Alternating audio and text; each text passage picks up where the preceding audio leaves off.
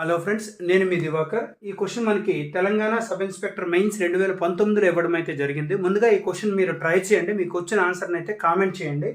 ఇక్కడ ఈ క్వశ్చన్ చూసినట్లయితే 10 men + 15 women అంటే 10 మంది పురుషులు 15 మంది స్త్రీలు కలిపి ఒక పనిని 6 రోజుల్లో చేస్తారు అంటున్నాడు.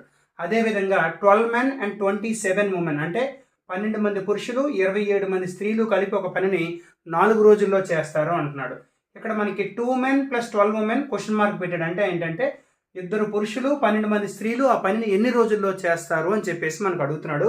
ఇక్కడ మీరు అబ్జర్వ్ చేసినట్లయితే ఈ 10 men 2 men ఈ రెండు కలిపితే మనకి 12 men అవుతుంది, మధ్యలోది వస్తుంది, చూసారు కదా.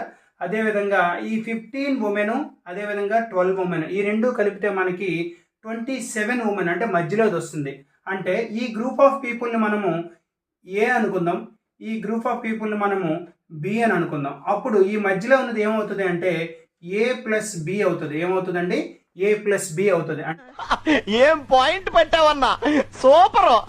అంటే ఏ అనేవాడు 6 daysలో చేస్తే ఏబి ఇద్దరు కలిపి 4 daysలో చేస్తే బి ఒక్కడు ఎన్ని రోజుల్లో చేయగలడు అంటే బి ఒక్కడు ఎన్ని రోజుల్లో చేస్తాడు అంటే సింపుల్గా మనం ఏం చేయొచ్చు అంటే ఈ రెండింటిని మల్టిప్లై చేసి ఆ డిఫరెన్స్ వేసేస్తే సరిపోతుందండి.